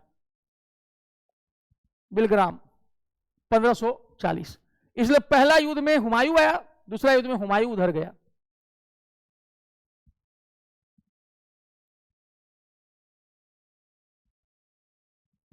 अब पानीपत की पहली लड़ाई देख चुके थे, पानीपत की दूसरी लड़ाई, अकबर 13 साल का अकबर था। बेसिकली 1556 में बैरम खान लड़ रहा था, और इधर से हेमू 22 युद्धों का विजेता था, 22 वार्स का विजेता था हेमू। हरियाणा में रिवाड़ी अहिरवाल क्षेत्र है, वहां यह नमक बेचा करता था, बनिया था। और उसके बाद ये आ गया शेरशाह सूरी के सेना में, अपने योग्यता से सेनापति बना और 22 युद्धों में जीता। 23वां युद्ध था पानीपत की लड़ाई। दिखाने के चक्कर में वही मूर्खता, हाथी के ऊपर जाकर बैठ गया था दिखाने में कि मेरा दबदबा देखो। कई बार ओवर कॉन्फिडेंस आपकी हत्या करा देता है, कई बार ओवर कॉन्फिडेंस में नहीं रहना चाहिए। अकबर को मुगल क्या करते थे, अपने राजा को पीछे रखते थे हमेशा बचा करके, क्योंकि शतरंज से खेल में राजा खत्म तो सब खत्म, वजीर भी गया है तो भी फाइट चलते रहेगा क्योंकि राजा जिंदा रहता है। मुगल अपने राजा को कभी युद्ध भूमि में नहीं ले जाते थे। Over confidence sometime becomes injurious to health. ये चढ़ गया हाथी पर, क्योंकि इसकी सेना जीत रही थी, फिर जीत रही थी। उसी समय एक तीर आके इसके हेमू के बाईं आंख में लगी, तीर आंख फूट गई और ये बिलबिला करके दर्द से नीचे गिर पड़ा। और जहां गिरा वहां बैरम खान तलवार लेके लड़ रहा था, घेरा। इस गिरा तो सैनिकों ने देखा कि कहां गए हेमू कहां गए। जीते हुए सैनिक अपने लीडर को न देखे बेवकूफ भाग खड़े हुए। और अब युद्ध भूमि में बैरम खान अपने सैनिकों के साथ गिरा हुआ छटपटाता हुआ हेमू विक्रमादित्य थे। भारतीय इतिहास में कुल 14 शासकों ने विक्रमादित्य की उपाधि ली है। पहले शासक ने 57 ईसा पूर्व लिया था, किसी अज्ञात शासक ने, जिसका पता नहीं चलता कि वो कौन है, लेकिन माना जाता है कि उसने शकों को हरा कर विक्रमादित्य की उपाधि ली थी उस मालवा के शासक ने। कई बार कुछ मूर्ख एग्जामिनर उसकी तुलना विक्रमादित्य द्वितीय से कर देते हैं, चंद्रगुप्त द्वितीय से। चंद्रगुप्त द्वितीय तो बहुत बाद में आया था। 57 ईसा पूर्व में कोई अज्ञात शासक था जिसने पहली बार विक्रमादित्य की उपाधि ली थी, और अंतिम शासक जिसने विक्रमादित्य की उपाधि ली थी वो कौन थे, हेमू विक्रमादित्य। और ओवर कॉन्फिडेंस के कारण आंख में तीर लगी। ठीक है, हमारा आदमी नहीं पता चल रहा है, हम जीता हुआ युद्ध है, हम क्यों भागेंगे, हम लड़ते हुए मारेंगे। जब हार रहा है तो भाग खड़े हुए, मिले ही ना। हेमू को न देख के सबकी हालत खराब हो गई। और हेमू वहां पड़ा था। बैरम खान ने खुद सिर काटने के बजाय 13 साल 4 महीने के बालक अकबर को बुलाया। 13 साल 4 महीना का अकबर का इसे गला काटो लो। और पहली बार अकबर से एक पुरुष की गर्दन रितवाई गई, हेमू विक्रमादित्य। और रेता, ताकि उसमें हिम्मत आए कि हम रेत रहे हैं। और उसके बाद ये सब आगरा पहुंचे, यहां से आगरा पहुंचे, वहां हेमू विक्रमादित्य का पिता पकड़ा गया। इस्लाम कबूल करो, कहा नहीं, चल इसको भी रहता, ठीक है। अकबर, तो पहली बार अकबर ने जिसका गला रेता था उसका नाम था हेमू विक्रमादित्य। सिर्फ इसलिए ताकि अकबर में जो है वो आए कॉन्फिडेंस कि देखो हम गला रेत दिया आदमी का, ठीक है। बैरम खान, बाद में इस बैरम खान का क्या हुआ, बैरम खान ने सब कुछ किया अकबर के लिए। और बाद में इसी बैरम खान ने औरतों की बातों में आकर के, हरम की औरतों की बातों में आकर के बैरम खान को कहा कि चचा सुनिए ना, आप नवाब जाइए, आप जाइए तो थोड़ा हज यात्रा करके आइए, तो मूड फ्रेश कीजिए थोड़ा। या दूसरा ऑप्शन दिया कि आप वजीर का पद छोड़ करके किसी छोटे से जागीर का संभाल लीजिए। बैरम खान के लिए बड़ी बेइज्जती वाली बात थी। ये 4 दिन का छोकरा, ये बालिग क्या हो गया 18 साल के, तो हम ही को आंख दिखाने लगा। लेकिन बैरम खान ने फिर वफादारी का लिहाज रखा और कहा कि नहीं बेटा हम हज के लिए जाएंगे। हज के लिए जाते समय सूरत के पास पहुंचे थे बैरम खान। वहां पर एक अफगान सैनिक ने बैरम खान की चाकुओं से गोदकर हत्या कर दी, क्योंकि उसके पिता की हत्या बैरम खान ने की थी। इसलिए अफगान सैनिक ने मार दिया बैरम खान को। अकबर को पता चला, शौक लगा कि न हम भेजते और न बैरम खान मारे जाते। चूंकि बैरम खान पिता तुल्य थे, हुमायूं के दोस्त थे, तो उनकी पत्नी जो थी वो बैरम खान की पत्नी सलीमा बेगम, और उनका बेटा जो था अकबर के बराबर उम्र का अब्दुल रहीम खान खाना, बैरम खान खाना के बाद अब्दुल रहीम खान खाना। अकबर ने कहा कि अब बेचारी बेवा कहां जाएंगी आंटी, इसलिए सलीमा बेगम से विवाह कर लिया, निकाह कर लिया, और अपने हम उम्र अब्दुल रहीम खान खाना के पिता बन गए और चाची बन गई पत्नी। बैरम खान जो थे उनकी पत्नी सलीमा बेगम से और अकबर ने निकाह कर लिया। अकबर की मुख्य 3 पत्नियां थीं, हरम में 5000 स्त्रियां थी अकबर के, 5000, लेकिन मुख्य रानियां केवल 3 थीं, और सबसे बड़ी तीनों ही अकबर से उम्र में बड़ी थी। ठीक है, जोधा जो थी वो अकबर की पत्नी थी ही नहीं, जोधा अकबर की कभी पत्नी थी ही नहीं। हरखा थी, हरखा बाई, वो तो फिल्म वाले हैं जो मसो बना देते हैं, जहांगीर की, हाँ, तो हरखा बाई, और जो मरियम उजमानी बनाया था। ठीक है, ये और एक और जो इनकी बहन लगती थी, चचेरी बहन, ठीक है, रुकैया, तो वो एक शादी की आंटी से, एक शादी अपनी चचेरी बहन से, ठीक है, रुकैया। तो ये 3 शादियां, तीनों ही इनसे उम्र में क्या थी अकबर से, बिसाइड्स इनके 5000 हरम में इनके स्त्रियां थी अकबर के। अकबर महान। तालीकोटा का युद्ध, तालीकोटा का युद्ध, तालीकोटा का युद्ध में क्या हुआ था कि एक तरफ हम लोग देखेंगे कि दक्षिण भारत में तुंगभद्रा नदी के इर्द गिर्द मोहम्मद बिन तुगलक के टाइम में 1336 में विजयनगर साम्राज्य की स्थापना हुई। 2 भाइयों ने किया, हरिहर और बुक्का ने। उससे 11 साल के बाद बगल में एक मुस्लिम साम्राज्य की स्थापना हुई, बहमनी। ब्राह्मण था जो हसन गंगू बन गया, बहमन शाह बन गया, हसन गंगू। आप जो हैदराबाद का जो निजाम देखते हैं ना, ये सब, और जो आप देखिएगा जो बंगाल में जो वो था मुर्शीद कुली खान, मुर्शीद कुली खान मिश्रा जी थे, मुर्शीद कुली खान मिश्रा जी थे, पंडित जी थे। आई बात समझ में? वो कन्वर्टेड हैं, जो उतना जो आप पढ़ते हैं बंगाल का इतिहास, क्या पढ़ते हैं, उत्सुकता रहती है, जान जाते हैं। ठीक है, हिंदुस्तान में 96% मुस्लिम पहले हिंदू थे, कन्वर्टेड हैं सब। ठीक है, तो जो ठीक उसके बाद ये दोनों में लड़ाई शुरू हो गई। बहमनी साम्राज्य जो ब्राह्मण, बहमन शाह, बहमन नाम कहां से निकला? ब्राह्मण से। तो हसन गंगू ने अपना बहमनी साम्राज्य चलाया। आगे चल करके इससे 5 राज्य निकल गए, अहमदनगर, गोलकुंडा, बीजापुर, बरार और बीदर। बरार और गोलकुंडा में पटरी नहीं थी, और लेकिन विजयनगर साम्राज्य अकेले कुचलता था 5 को, अकेले। लास्ट में जब तक कृष्णदेव राय रहे, जिनके बारे में बाबर कहता है कि हिंदुस्तान का सबसे ताकतवर राजा था, बाबर ने पुर्तगालियों को मदद करके उनको गोवा जितवा दिया, यूसुफ आदिल शाह को हरवा दिया, बीजापुर वाले को। ठीक है, और गोलकुंडा पे चढ़ के मारा गोलकुंडा के सुल्तान को, राजा कृष्णदेव राय ने बहुत मार मारा, ध्वस्त कर दिया। हिम्मत ही नहीं हुई किसी की चढ़ने की, बाबर की हिम्मत नहीं हुई जाने की वहां। ठीक है, ना बाद में हुमायूं की, ना शेरशाह सूरी की। और जब कृष्णदेव राय की मृत्यु हो गई तो भाई आया छोटा, गद्दी पर बैठा, अच्युतदेव राय। धीरे धीरे आगे चल करके आया राम राय। उसी के समय में हुआ तालीकोटा का युद्ध।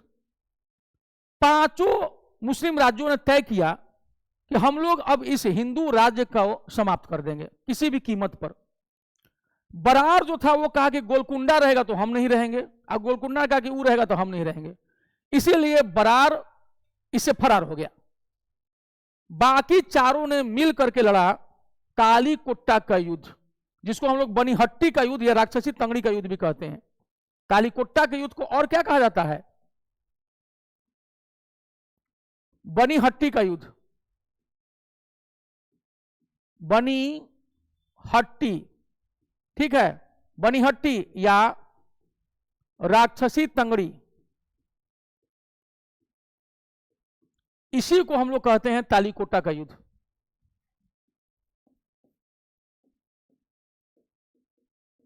तालीकोटा का युद्ध 1565, और विजयनगर साम्राज्य ध्वस्त हो गया। हम्पी को लूट लिया, ठीक है, इनकी राजधानी हम्पी कर्नाटक के बेलारी जिले में है, उसको लूट लिया। तालीकोटा का युद्ध और विजयनगर साम्राज्य का पतन हो गया। किस्मत देखो कि बाकी 5 राज्यों को मुगलों ने बर्बाद कर दिया, ठीक है। 2 को शाहजहां खा गया, 2 को औरंगजेब, 1 को पहले ही सब बिदर को मिला लिए थे उस आपस में ही। तो ये 4 को मुगलों ने खा लिया, मुगलों को अंग्रेजों ने खा लिया। विजयनगर साम्राज्य में आगे चल करके एक वंश आ गया, अराविडू। अराविडू के जगह मैसूर का वर्तमान राजवंश आया जो अभी है। आज बहमनी साम्राज्य या 5 जो शिया राज्य थे उनका कोई नामलेवा नहीं है कहीं भी, ठीक है। लेकिन मैसूर का जो विजयनगर साम्राज्य का जो अवशेष था वो आज भी जो है वो चल रहा है वहां, ठीक है। भारत में ताजमहल को देखने जाने के बाद सबसे ज्यादा लोग मैसूर में उसी वंश के महल को देखने जाते हैं, ठीक है। वडेयार वंश, वडेयार वंश जिस पर एक बार हैदर अली और टीपू सुल्तान ने कब्जा कर लिया था। लेकिन बाद में जब टीपू सुल्तान की हत्या हो जाती है 4 मई 1799 को, तो उसके बाद अंग्रेज वडेयार वंश को फिर से बिठा देते हैं जो कि विजयनगर का अवशेष था। तो विजयनगर तो रह गया लेकिन बहमनी जो है वो समाप्त हो गया, ठीक है। तालीकोटा का आइए, लगभग जो थे इसमें ये ब्राह्मण थे। मलिक अहमद ब्राह्मण था। मलिक अहमद जो है जो क्या गोरिल्ला युद्ध का जो जनक जिसको बोलते थे, ये सब जो थे, जो मलिक अंबर, ठीक है, और जो अहमदनगर वाले सब जो थे, ठीक है, ये सब क्या थे, ये हिंदू ब्राह्मण थे। आई सब कन्वर्ट हो के मुस्लिम हुए थे और उसके बाद इन्होंने तय किया था कि हम इसको ध्वस्त कर देंगे, ठीक। यहां तक कि हरिहर और बुक्का भी मुस्लिम हो गए थे, और जब डर में थे, कैद में थे, तो बन गए मुस्लिम डर के मारे, और जैसी कैद से छूटे फिर से हिंदू वापस बन गए, ठीक है। तो इससे एक चीज तो साबित होती है, कई लोगों को डरा धमका के भी बनाया गया है, क्योंकि डरा के धमका के उनको बनाया हरिहर और बुक्का को। अब बाद में जैसे छूटे बोले ठीक है हम लोग संभाल लेंगे, और जब वापस आए भाग तरीके, और फिर गंगा जल से छिड़काव करके जो है वापस से आए थे, ठीक है। तो ये सारी कहानियां होती हैं। हल्दी घाटी का युद्ध, इसके पहले अकबर जो है वो 1568 में महाराणा प्रताप के पिता राणा उदय सिंह और महाराणा सांगा के बेटा महाराणा उदय सिंह, यानी राणा सांगा और महाराणा प्रताप ग्रैंडफादर और ग्रैंड चाइल्ड थे, दादा पोता थे, समझा। बीच में थे राणा उदय सिंह। राणा उदय सिंह पर चढ़ाई की अकबर ने, और अकबर ने भी, सेकुलर अकबर ने भी जिहाद का नारा दिया था। किसके खिलाफ? राणा उदय सिंह के खिलाफ, मेवाड़ में जिहाद का नारा। तो अपने बाबा बाबर की तरह अकबर ने, सेकुलर अकबर ने भी जिहाद का नारा दिया था। इस बात को जो है भारतीय इतिहास में जाना जाना चाहिए, ठीक है। जिहाद राणा उदय सिंह खिलाफ 1568, ये बीपीएससी का क्वेश्चन है कि 1568 में किस शासक के खिलाफ अकबर ने चढ़ाई की थी? Rana Uday Singh was father of Maharana Pratap and was son of Maharana Sanga. Haldi Ghati का युद्ध, कहते हैं कि खून इतना गिरा कि खून का रंग हल्दी की तरह मिट्टी का रंग हो गया था, इसलिए नाम पड़ गया हल्दी घाटी। घाट जैसे बोलते ना पाल घाट, थाल घाट, वैसे ही अरावली के पहाड़ियों में दर्रा है हल्दी घाट। अरावली के पहाड़ियों में दर्रा है, पास है हल्दी घाट, जिसको बोलते हैं हल्दी घाटी, ठीक है। और 1500 अकबर ने महाराणा प्रताप को हराया, ठीक। लेकिन महाराणा प्रताप अपनी सेना और अपनी प्रजा को लेकर के जो है पास के पहाड़ी जंगलों पर चढ़ गए। मेवाड़ घिरा रहा, ठीक है, हजारों मुगल सेनाओं ने घेरा रखा, लेकिन ये डिगने को तैयार नहीं। फिर महाराणा प्रताप के बचपन के दोस्त थे भामा शाह, वैश्य समुदाय से बनिया थे भामा शाह। महाराणा प्रताप का सारा जो राजस्व था वो खत्म हो चुका था, और सैनिकों को लड़ने के लिए चाहिए था, वेतन कोई नहीं मांग रहा था, सब सिर्फ खाना मांग रहे थे कि महाराणा सिर्फ अब खाने की व्यवस्था कर दीजिए, हम लोग को पैसा नहीं चाहिए, हम लोग लड़ेंगे। कारण क्या था? महाराणा प्रताप आम पब्लिक के साथ बैठ करके खाना खा लेते थे और कोई भेदभाव नहीं करते थे। नतीजा, जब जरूरत पड़ी तो पूरी जनता जो है वो महाराणा साथ लड़ने के लिए तैयार हो गई। भामा शाह ने अपनी सारी संपत्ति दान कर दी अपने दोस्त के चरणों में, ले इसीलिए भामा शाह को मित्रता की मिसाल कहते हैं। और मध्यकालीन भारत का दानवीर कर्ण बोलते हैं किसको? भामाशाह को। भामाशाह ने जितना रुपया दिया महाराणा प्रताप को, उसे अगले 12 साल तक की व्यवस्था हो गई और महाराणा प्रताप लड़ते रहे। अगर भामाशाह ने मदद नहीं दिया होता, ठीक है, वणिक समुदाय से आने वाले भामाशाह ने अगर मदद नहीं की होती उस क्षत्रिय की, तो महाराणा प्रताप नहीं होते। याद रखिएगा, वीरता तो होती लेकिन वो संघर्ष, वो टिकाऊपन जो है वो नहीं होता। तो सोचो कि दोस्ती कैसी, कि बिना पैसा का मुंह देखे सब कुछ जो है चरणों में डाल दिया। हल्दी घाटी, कोलाचेल, त्रावणकोर, राजा मार्तंड, पहली बार डच यूरोपीय कंपनी को किसी भारतीय राजा ने हराया, उसको कहते हैं कोलाचेल की लड़ाई। ठीक है, साउथ इंडिया में 1741 में कोलाचेल। राजा मार्तंड वर्मा।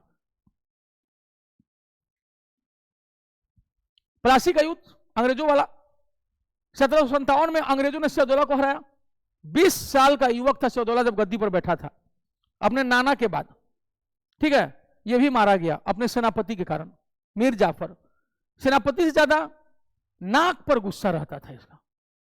ठीक है, इसलिए हम बोलते हैं कि हर बार जो है जरूरत से ज्यादा गुस्सा नहीं करना चाहिए लाइफ में। याद रखना, वो कई बार ना भारी पड़ जाता है। आपका व्यर्थ का गुस्सा आपके इर्द गिर्द के लोगों में जो है ना बेचैनी पैदा कर देता है।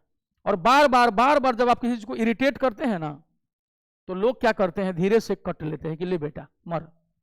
इसलिए उन चीजों का हमेशा ध्यान रखना चाहिए कि आप जिसके साथ इर्द गिर्द हैं, आप उनके कितना जो है व्यवस्था देख रहे हैं।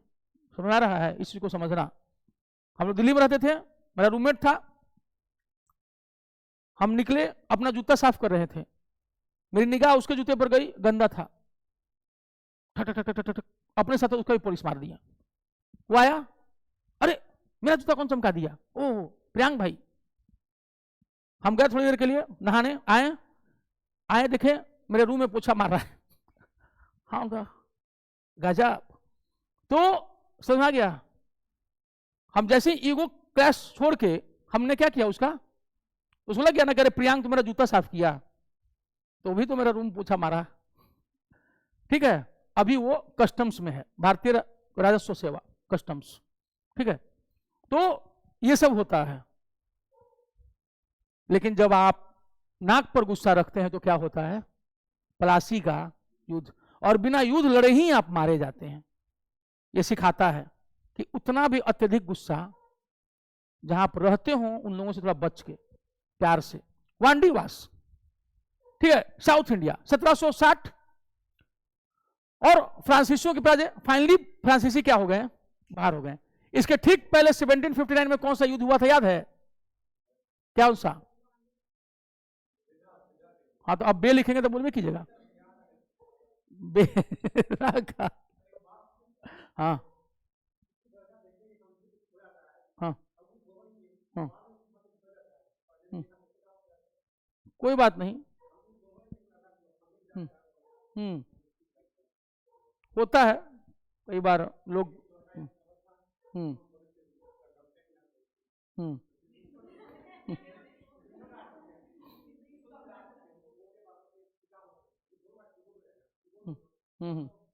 ठीक है, कोई बात नहीं। आप दिल के साफ है ना, आप इसीलिए आप बोल देते हैं। तो कुछ लोगों को आप भा जाते हैं और कुछ लोग आपसे चिढ़ जाते हैं। ठीक है, कोई बात नहीं। बेदरा का युद्ध 1759, इसमें जो थे डच, इसमें कौन हारा था? बेदरा के युद्ध में डच हारे थे। किससे हारे थे? अंग्रेजों से। ठीक है, और वांडीवास के युद्ध में अंग्रेजों ने किसको हराया? फ्रांसीसियों को। ठीक है, आयर कूट ने इसी में कूट दिया था फ्रांसीसियों को, लाली। पानीपत की तीसरी लड़ाई 1761, अहमद शाह अब्दाली ने मराठों को हराया। जीता हुआ युद्ध बेवकूफ मराठे हार गए। जीता हुआ युद्ध, कारण था इसमें जो एक होलकर था ना, वो युद्ध भूमि से ही छोड़ के भाग गया था अपनी सेना लेके 6000, और उसको लगा कि अब हम लोग बचेंगे नहीं, हारेंगे, हार जाएंगे। मराठों के हार का सबसे बड़ा कारण क्या था? ऐठन। मराठों को लगने लगा जैसे जब वो आते थे ना मुगलों को, अब मुगल डर के बाद थर-थर कांपने लगते थे इनके आगे। मराठे उसके बाद न सिखों को लगाए अपने आगे, न जाटों को, न राजपूतों को, न किसी को। इनको लगे कि जो है सो हम ही हैं। हम क्या हैं? हम हैं माराठा। जब पानीपत का तीसरा युद्ध हुआ तो इनको न राजपूतों ने मदद दी, न जाटों ने मदद दी, न सिखों ने मदद दी, और अब्दाली को मुगलों ने मदद दी, अब्दाली को अवध के नवाब ने मदद दी, सबने मदद दी। और अंत में क्या हुआ कि जो माराठा थे वो मरा हुआ पड़ा था।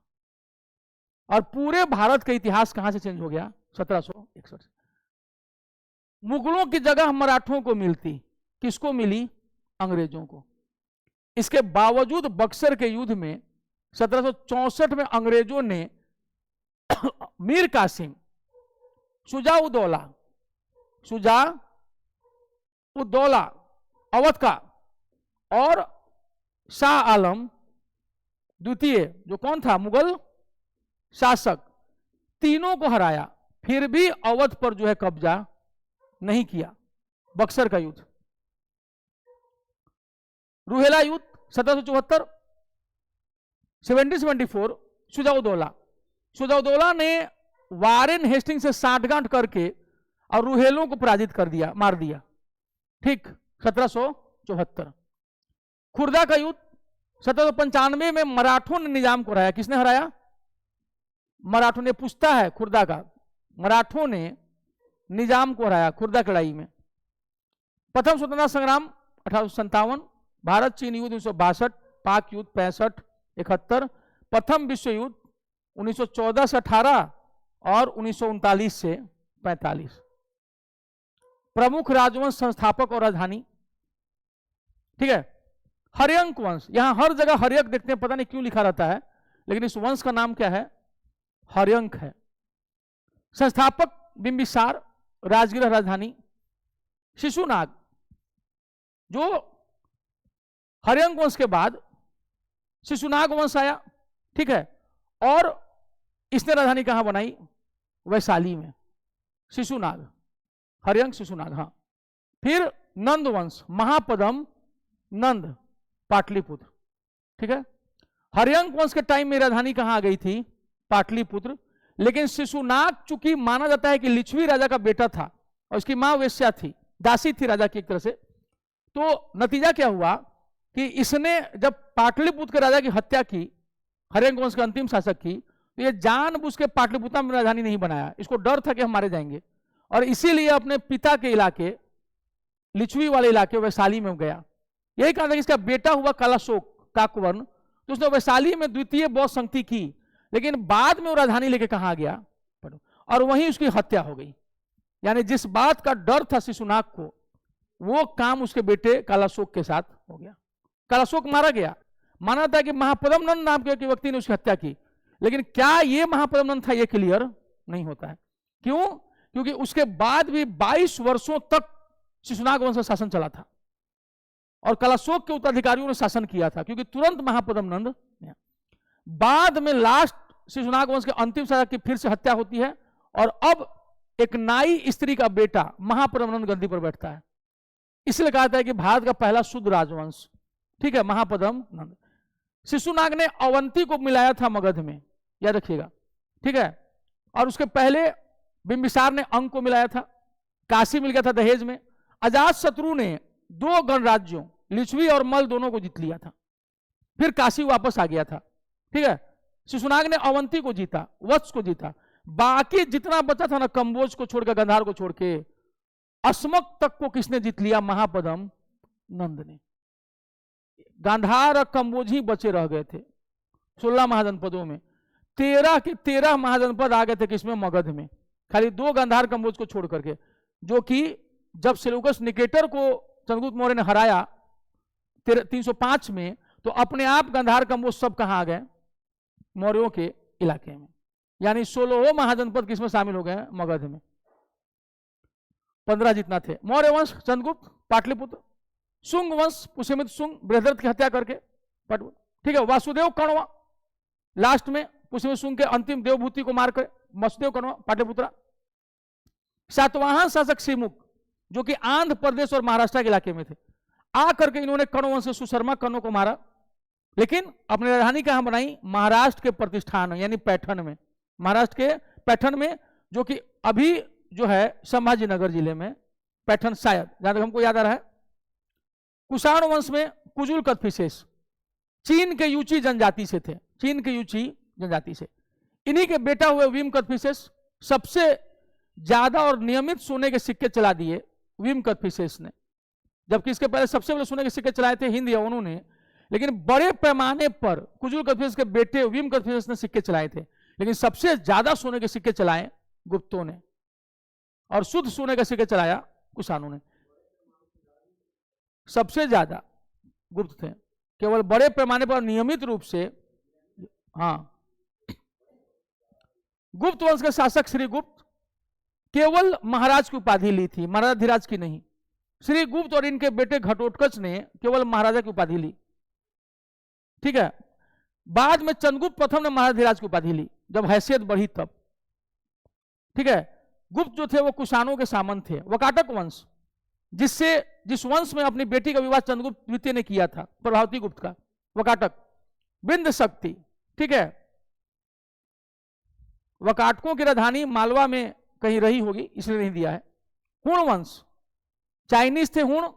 राजस्थान में अभी भी कुछ राजपूतों के टाइटल में हुण लगा रहता है, जिससे पता चलता है कि हुण आक्रमणकारियों को राजस्थान में द्वितीय स्तर के क्षत्रिय का दर्जा देकर के स्थान दे देगा। इसीलिए राजस्थान में आज भी कुछ राजपूतों का टाइटल में क्या लगा रहता है, उपनाम जो रहता है, सरनेम, उसमें हुण रहता है। हुणों ने गुप्तों के साम्राज्य को मिट्टी में मिला दिया, ठीक है। हुणों में तोरमान था, त से तोरमान, इसी ने तक्षशिला विश्वविद्यालय को नष्ट किया था। तक्षशिला विश्वविद्यालय जहां चाणक्य पढ़ते थे उसको नष्ट करना, त से तोरमान, त से तक्षशिला, तक्षशिला विश्वविद्यालय को ध्वस्त कर दिया तोरमान ने। जिस प्रकार नालंदा और विक्रमशिला विश्वविद्यालय को नष्ट किया बख्तियार खिलजी ने। तो तोरमान, त से तोरमान और त से तक्षशिला। राजधानी थी सियालकोट, पाकिस्तान, साकल, उसमें साकल, सियालकोट। वर्धन वंश, कुशबूती वंश, थानेश्वर, कनौज, इसी वंश में हर्षवर्धन हुआ था। इसी वंश में कौन हुआ था, हर्षवर्धन। थानेश्वर राजधानी थी पहले हरियाणा में, और बाद में कहां शिफ्ट कर गए थे सब, यूपी, क्योंकि हर्षवर्धन के जीजा जी जो थे वो कन्नौज के शासक थे। लेकिन बंगाल के गौर नरेश शशांक ने हत्या कर दी, बोधि वृक्ष को जला दिया, और उसी ने हर्षवर्धन के जीजा की हत्या कर दी। दीदी राजश्री मरने के लिए विंध्याचल पर्वत की बड़ी की सती ही हो जाएंगे। हर्षवर्धन को पता चला, बड़ा भाई भी मारा गया था, बड़ा भाई राजवर्धन की भी हत्या हो गई थी, जीजा ग्रहवर्मन की भी हत्या हो गई थी। राजश्री बड़ी जो बहन थी वो मरने के लिए जा रही थी। हर्षवर्धन ने सेना दौड़ाया और अपनी बहन को सती होने से, मरने से क्या कर लिया, बचा लिया। लेके आया अपनी बहन को और कहा कि बिना मारे इनको छोड़ेंगे नहीं अब हम। और जहां जीजा जो थे वहां पर जाकर के जो है स्थापित हुआ। हरियाणा के थानेश्वर से उठ करके कहां आया, कन्नौज आया। और पहला शासक हर्षवर्धन जो अभिलेखों में कहता है कि मैं एक राजपुत्र हूं, और क्षत्रिय शब्द का पहली बार यूज होता है राजपुत्र। अभिलेखीय साक्ष्य, साहित्यिक साक्ष्य चचनामा जिसका लेखक अज्ञात है, उसमें पहली बार 5000 राजपूत घुड़सवारों की चर्चा मिलती है। साहित्यिक साक्ष्य, चचनामा का कोई लेखक अभी तक पता नहीं है, ठीक है, अनुवादक है, ट्रांसलेटर है। 400 साल के बाद उसका फारसी भाषा में अनुवाद हुआ था।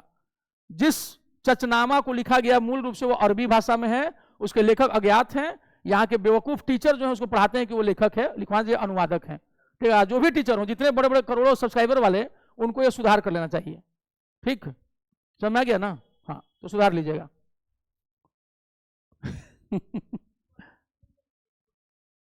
कहीं भी पढ़ी वो लुसेंट छपवाते हैं तो बोलेंगे हमसे, सुना रहा है तो अब उसी में ज्यादा बोलेंगे तो कहेगा कि घमंड बोल रहा है, ठीक है। वो नहीं बोल रहा है, छात्रों के साथ जो बेईमानी हुई है ना बड़े पैमाने पर, उसका अफसोस होता है कि गधा जो है वो खा रहा है च्यवनप्राश और घोड़वा खा रहा है घास। आई बात समझ में ना, क्यों, इसलिए नहीं कि वो गधा है, इसलिए ना कि मांस जो है ना वो गधा है, क्योंकि क्लास हमेशा छोटा होता है, ठीक है। तो फॉर्म जो होता है ना मास का हो सकता है किसी का भी हो, लेकिन क्लास सचिन, राहुल द्रविड़, अंतर समझ में आ गया ना, क्लास और मास। जो मास को बांध लेता है वो करोड़पति बन जाता है, जो क्लास दिखाने के चक्कर में जाता है वो खाकपति हो जाता है। ये फैक्ट है। अब सबसे बड़ी बात है कि मास का हीरो बनने के लिए जैसी प्रजा वैसा राजा, उसके लिए जो यहाँ के मतलब समझ आ गया ना, देश का सबसे पिछड़ा राज्य क्यों है, तो फिर उस फॉर्म को अपनाना पड़ेगा, और वो फॉर्म अपनाने के लिए अपने लेवल को गिराना पड़ेगा। ठीक है, तो जैसे ही हम वैसे हो जाएंगे तो हम करोड़पति अरबपति तो हो जाएंगे, लेकिन हमारा अपना स्व मर जाएगा। ठीक है, तो हम ठीक हैं। पांडे वंश, नेडियोन, जो लोग हमसे फाउंडेशन में पढ़े होंगे इस बार, अभी कोई है कि नहीं फाउंडेशन वाला, हिस्ट्री वाला? आप है ना, याद है? समुद्र पूजा इसी ने शुरू की थी। दक्षिण भारत में पहली बार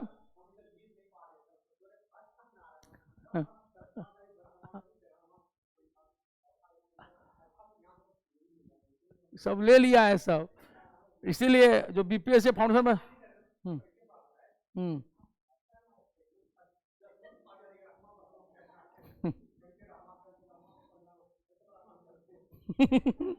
आइए तब, जब सारे अभी नहीं आ रहे हैं और आएंगे ना तो और फेंका जाइएगा।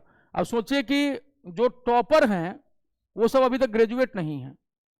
पिछली बार जो लड़की एक ही बार आके टॉप की वो अभी बीए फर्स्ट ईयर में है, स्नेहा। ठीक है, और वो अभी 12th पास की है और वो फर्स्ट लाई, और उसको अगली बार नहीं आई। कारण क्या, वो अपनी तैयारी अलग से कर रही है अपना, मैंने पढ़ती हम ही से है।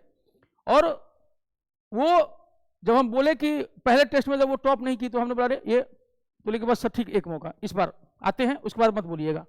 आई और धज्जी उड़ा के अब फिर चली गई।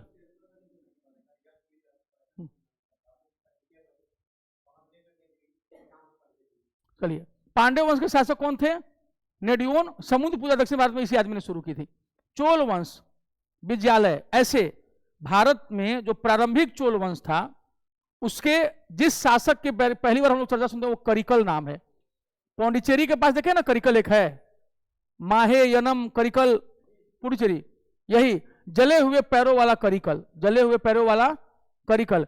ये जब चोल वंश जब दोबारा आया है ना, तब विद्यालय उसका द्वितीय चोल वंश का संस्थापक विद्यालय है, वरना प्रथम चोल वंश का संस्थापक करिकल।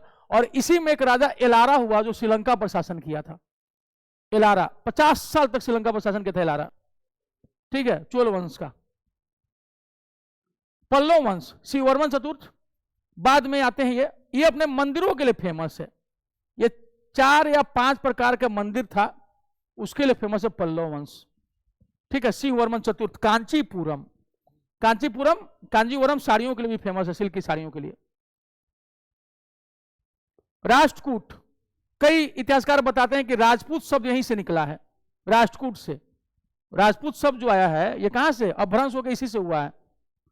दंती दुर्ग, मान्य खेत, ठीक है, मालखेड़ भी कहते हैं इसको, मान्य खेत भी। चालुक्य, देखना 3 चालुक्य है, कल्याणी का, बदामी का और बेंगी का। ये सब कट करके आपस में रिश्तेदारी में थे। ठीक है, ये मानेखेट कल्याण, यहीं पर। राष्ट्रकूटों के बाद में कौन आया था, कल्याणी के चालुक्य। वतापी, इसी को बदामी भी कहते हैं कर्नाटका में, और इसी से टूट के बना हुआ था बेंगी, विष्णुवर्धन। ठीक है, एक ही वंश के थे सब, एक ही वंश के थे। इसके बाद सोलंकी वंश है गुजरात में, वो भी गुजरात के चालुक्य कहे जाते हैं, सोलंकी वंश। ये तीनों याद रखिएगा, कैलप द्वितीय, मानेखेट, जय सिंह प्रथम, वतापी। इसमें चलो, होयसल वंश, विष्णुवर्धन, द्वार समुद्र, होयसल वंश का संस्थापक। ये दोनों विष्णु गलती से नहीं दे दिया है। होयसल वंश फाउंडर ऑफ,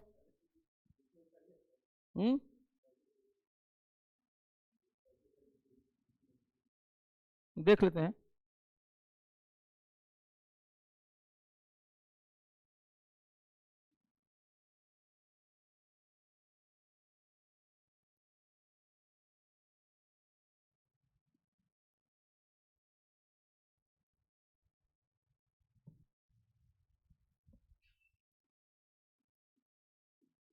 नृपकाम, ठीक है, होयसल वंश फाउंडर ऑफ नृपकाम द्वितीय, उसके बाद विनयादित्य था।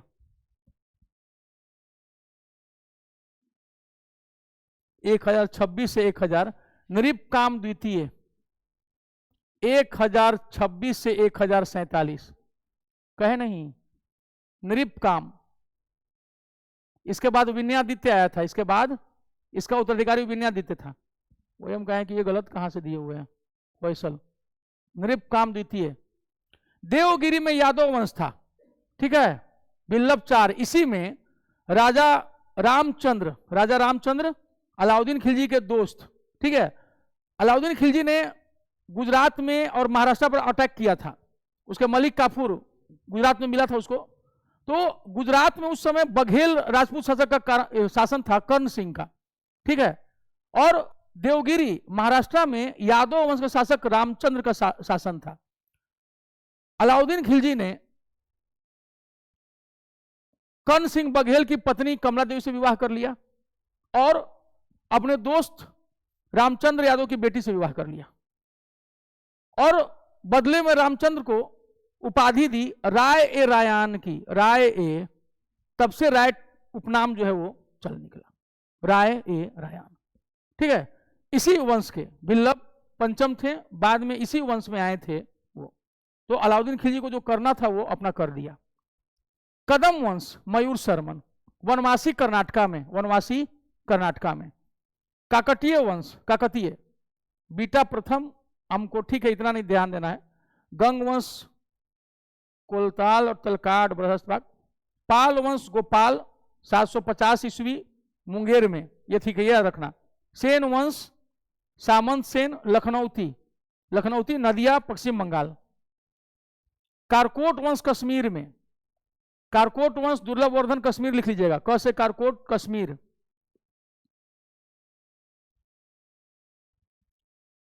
उत्पल वंश अवंती वर्मन कश्मीर, लोहार वंश संग्राम राज कश्मीर। तीनों जो है